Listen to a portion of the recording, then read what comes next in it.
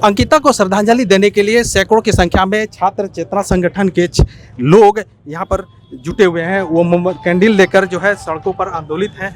ये कहिए कि चूंकि एक दुमका की बेटी अब यहाँ से गुजर चुकी है, लेकिन आने वाले दिनों में बेटियों की सुरक्षा किस प्रकार हो, इसके लिए क्या सोचते हैं? मैं यही बार बार कह रहा हूँ कि यह बड़ा स्तब्ध करने वाली बात है कि एक बेटी अपने घर में सोई हुई है और खिड़की खोल के खिड़की को धक्का देके कोई पेट्रोल छिड़के जिंदा जला देता है।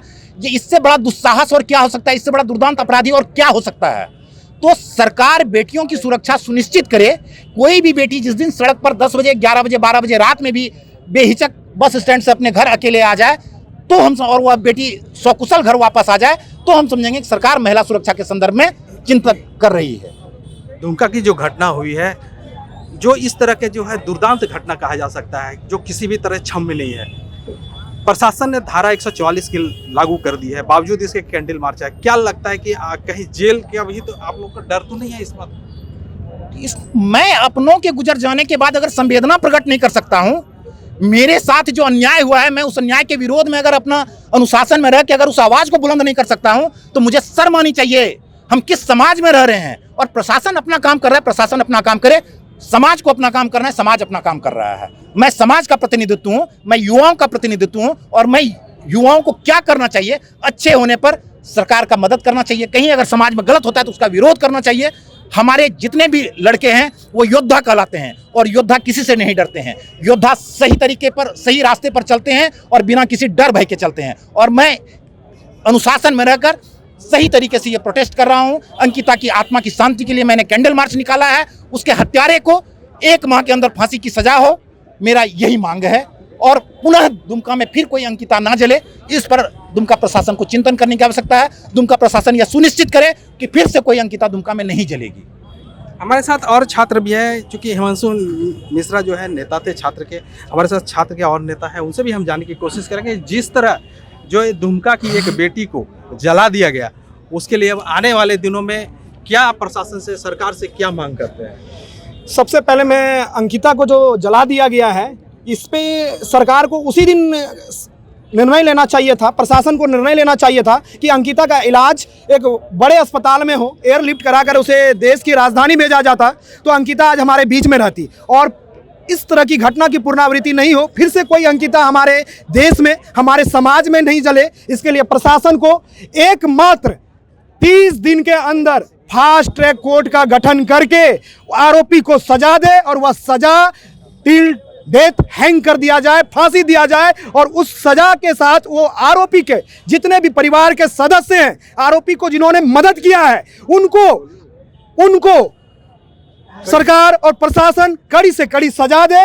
आरोपी के साथ जितने भी मददगार व्यक्ति हैं जिन्होंने आज आरोपी को मदद करने का कार्य किया है, उसको भी सजा मिले और उम्र कैद का सजा मिले और आरोपी को फांसी दिया जाए। मैं सरकार से यही निवेदन करता हूं। निश्चित रूप से जो यहाँ के जो छात्र नेता का डिमांड है कि आखिर उस आरोपी को जघन्य अपराध के लिए फांसी की सजा होनी चाहिए। हमारे साथ और एक छात्र के नेता ही हैं। ये बताइए, आप महिला हैं, जिस तरह बेटियों को जो है दुमका में इस तरह के कांड हो रहे हैं, आप क्या प्रशासन से मांग कर रहे हैं, सरकार से क्या मांग? प्रशासन से मेरी यही मांग है कि सबसे पहले 1 महीने के अंदर उसको फांसी की सजा हो और उससे पहले भी हो तो वो हो, क्योंकि आज हमारे गार्जियंस डर गए हैं कि हम लोग घर से बाहर कैसे निकलें।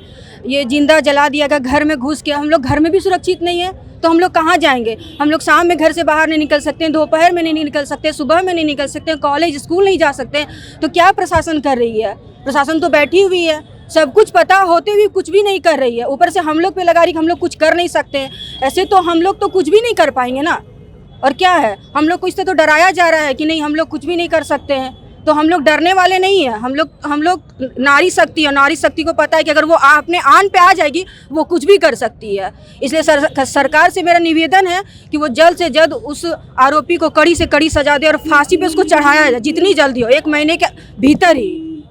बस यही मेरा अनुरोध है। और सरकार से मेरा यही निवेदन है कि हम छात्राओं के लिए बहुत सा ऐसा करना चाहिए जिससे हम लोग हमेशा सुरक्षित महसूस करें खुद को। हम लोग 12 बजे रात में भी घर से निकले तो हम लोगों को ना लगे कि क्या बोलते हैं हम लोग सुरक्षित नहीं है।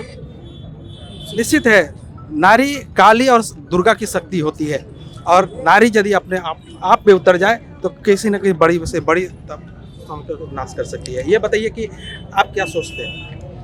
मैं यही सोचती हूँ कि एक बेटी जली है वो मेरी बहन की तरह है और हम यही चाहते हैं कि उसके कातिल को कड़ी से कड़ी सज़ा मिले और फिर कभी हम लोगों के साथ ऐसा ना हो। इसीलिए हम लोग छात्र चेतना संगठन से ये कैंडल निकाले हैं, मार्च निकाले हैं। हम यही चाहते हैं कि उसको सज़ा मिले। बेटियां कितनी सुरक्षित है? आप अपने कितने को सुरक्षित महसूस कर रहे हैं दुमका में? अभी तो इस हालत में कहाँ सुरक्षित तो नहीं कर पा रही हूँ, लेकिन जल्द से जल्द हम लोग का सुरक्षित करना आवश्यकता है। आप सरकार से क्या मांग करते हैं? सरकार से मैंने यही मांग करती हूँ कि इस अंकिता को न्याय मिले और उसके घर वालों को सुरक्षित करना होगा। इसके बाद तो ये थे छात्र चेतना संगठन के लोग जो कह रहे हैं कि सरकार इन जो बेटी है उसको न्याय मिले और अंकिता के परिवार को न्याय मिले, ताकि जो फांसी जो उस अपराधी को होनी चाहिए वो जल्द हो। फास्ट ट्रैक कोर्ट में मामला जाए और 1 महीने के अंदर उसकी सज़ा मुकर्रर हो। दुमका से विकास प्रसाद शाह, एबीपी न्यूज़।